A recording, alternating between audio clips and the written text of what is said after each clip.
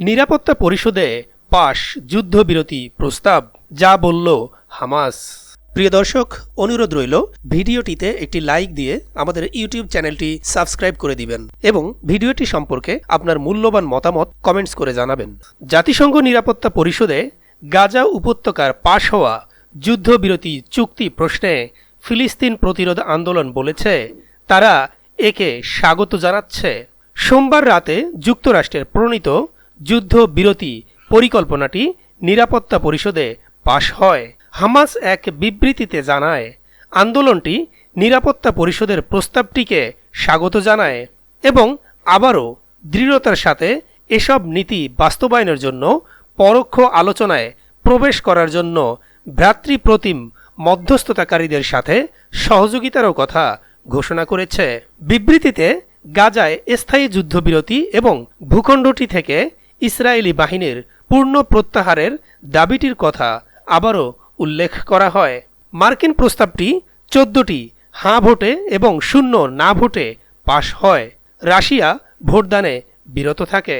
প্রস্তাবটিতে Israel এবং হামাসকে কোনো বিলম্ব এবং পূর্ব শর্ত ছাড়া প্রস্তাবের সব পর্ব পুরোপুরিভাবে বাস্তবায়ন করার আহ্বান জানানো হয়। জাতিসংঘে যুক্তরাষ্ট্রের রাষ্ট্রদূত লিন্ডা থমাস গ্রিনফিল্ড ভোটের পরে বলেন, পরিষদ হামাসকে যুদ্ধবিরতি পরিকল্পনা মেনে নেয়ার জন্য পরিষ্কার বার্তা পাঠিয়েছে। তিনি বলেন, ইসরায়েল পরিকল্পনা গ্রহণ করেছে, যে পরিকল্পনা সারা বিশ্বের দেশগুলো সমর্থন করে। তিনি পরিষদকে বলেন, যুদ্ধ আজকেই শেষ হতে পারে যদি হামাস একই কাজ করে। আমি আবার বলছি, লড়াই আজকেই শেষ হতে পারে। ইসরায়েল এবং হামাস 3 ধাপের যুদ্ধবিরতি পরিকল্পনা গ্রহণ করবে কিনা তা নিয়ে প্রশ্ন আসছে।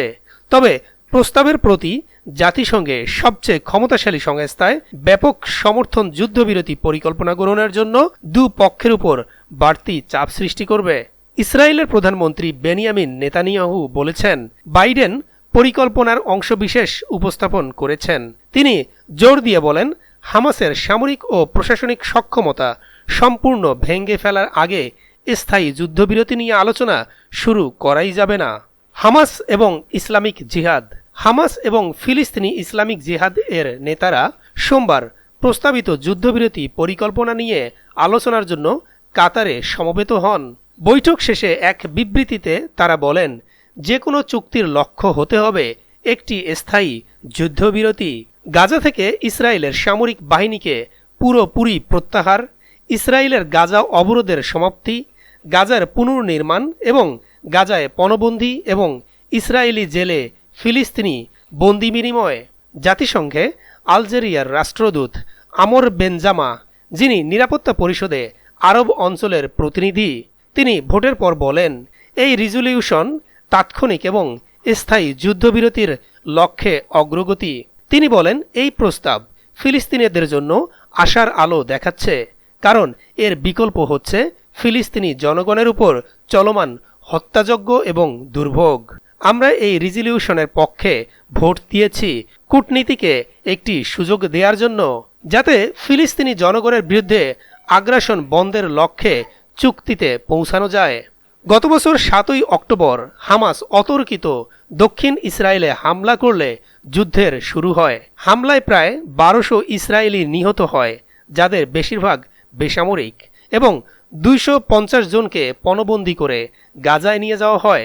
পণবন্দীদের 120 জন এখনও হামাসের হাতে রয়েছে, আর 43 জন মারা গেছে বলে ধারণা করা হয়।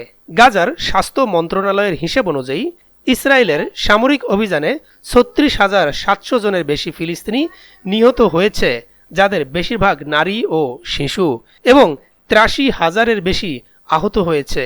জাতিসংঘের তথ্য অনুযায়ী গাজার 80% দালানকোঠা ধ্বংস হয়েছে।